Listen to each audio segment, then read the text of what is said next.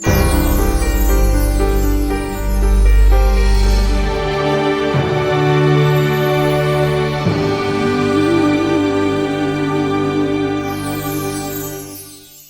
dear brothers and sisters, the wonderful saint that we commemorate today, Saint Maria Goretti. As I am preaching now, I would like to present to you the village where she was born and the house where she grew up. You can watch it. The staircase, the house that Maria Goretti lived, and the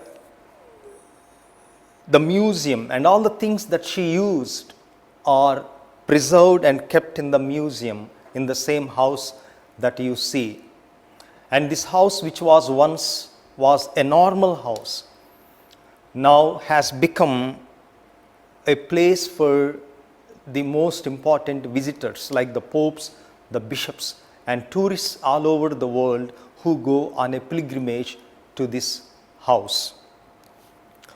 Maria Goretti was born in Italy in 1890, in the last century. She was the daughter of Luigi and Assunta Goretti. So Goretti is the family name. 9 years later, that is in 1899, her father Luigi began to work for a farmer south of Rome and made a deal with this family. And this family is called Serenelli family. And they agreed to share the same house with the Serenelli family, also to labor for the same.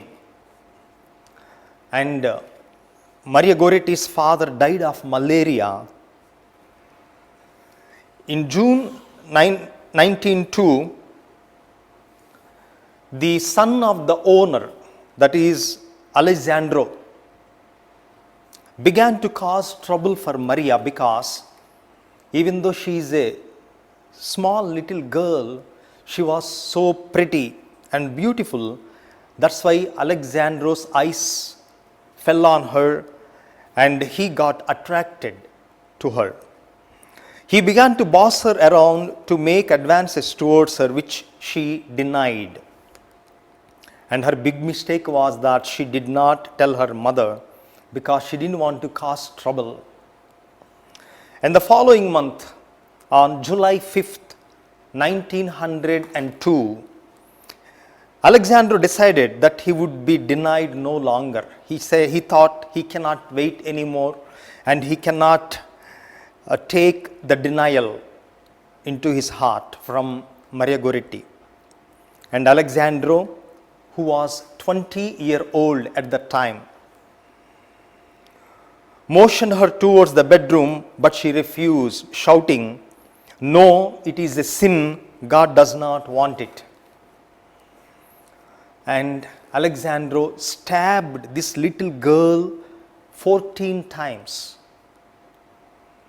While being taken to hospital on a horse-drawn ambulance, she told everything.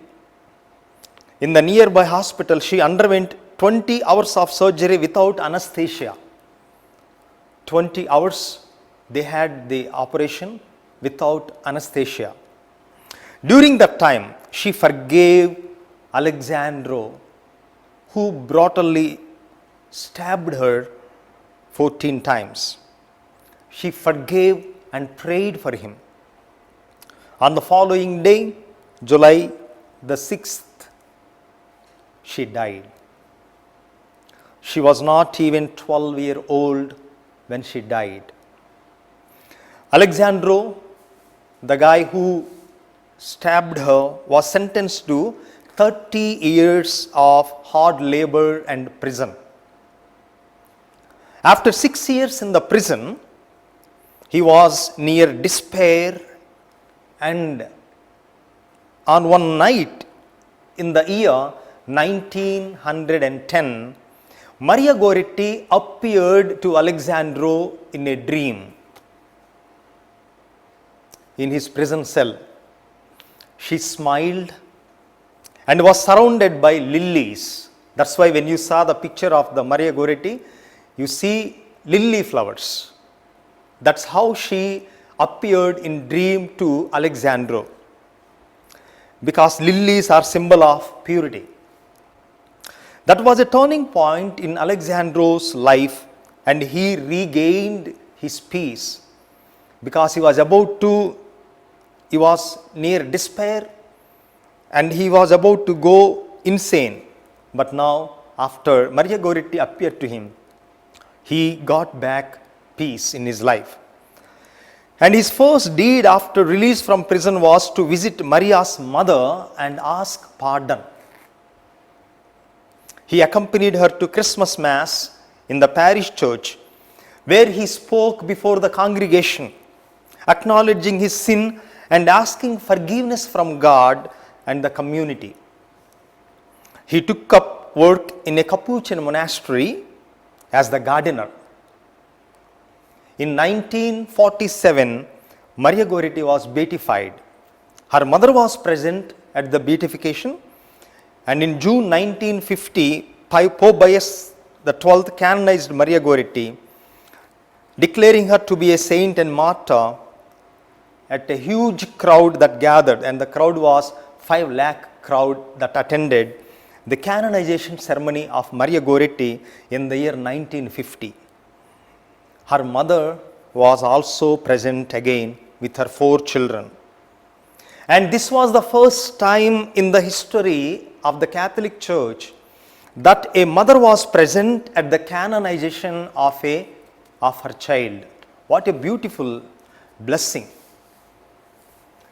for mothers, just to be able to be there at the ordination ceremony of a priest, or a daughter, if you have, just to be present at the final vows when she becomes a nun. That brings fulfillment to mothers. But the mother of Maria Goretti was present at her canonization, and there cannot be a better blessing and a happy moment for her than this. And also, another person that was present in the canonization ceremony was Alexandro himself. And in May 1970, so that is 50 years back, Alexandro died. And when he died, he left a letter. I am going to read the letter as it is. And he wrote this letter in 1961 in the month of May. The letter was dated May 1961, but only when he died, after 9 years, in the year 1970, he presented this letter to the world. And I am going to read the letter as it is, the letter of Alexandro.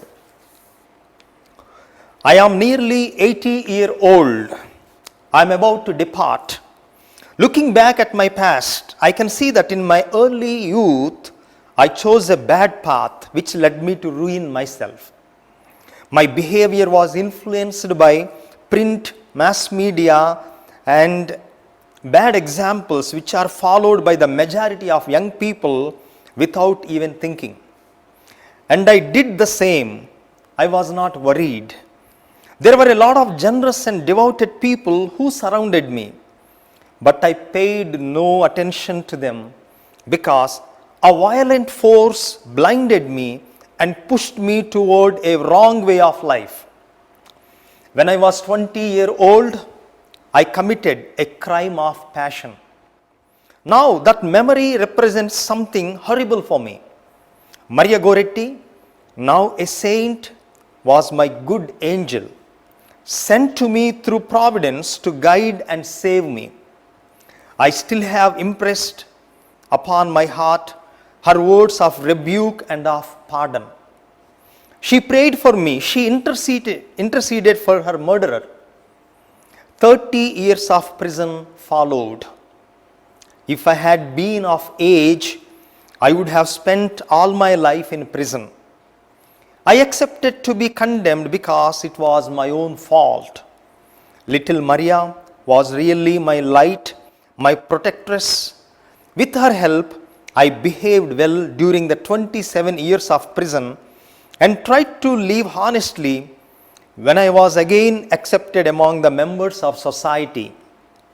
The brothers of St. Francis Capuchins from Marche welcomed me with angelic charity into their monastery as a brother, not as a servant.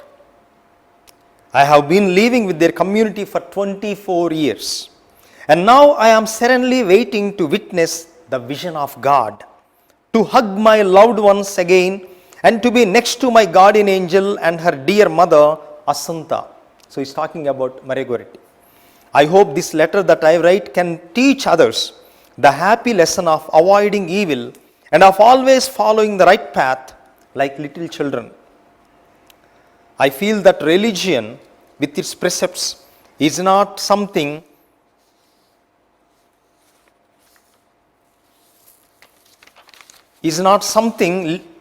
to live without, but rather it is the real comfort, the real strength in life, and the only safe way in every circumstance, even the most painful ones of life. Signed, Alexandro Serenelli. My dear brothers and sisters, that is the sad but yet the wonderful, inspiring story of Maria Goretti. And the story of Maria Goretti reminds us of the statement that Jesus made in today's gospel. Do not fear those who can kill the body, but cannot kill the soul. Rather, fear him who can destroy both soul and body in hell. Maria Goretti chose to live by her faith and not give way to Alexandro's advances. And in her case, it is true. Do not fear those who can kill the body only. And she is a reminder that the body is destined for resurrection and eternal life. That our body is not our own, but it belongs to God since we were baptized, and that Jesus paid a very high price for each of our bodies. We have been bought and paid for by Jesus. In the letter of St. Paul to the 1 Corinthians, chapter 6, 14 to 20, we are bought by a price. And St. Paul says it.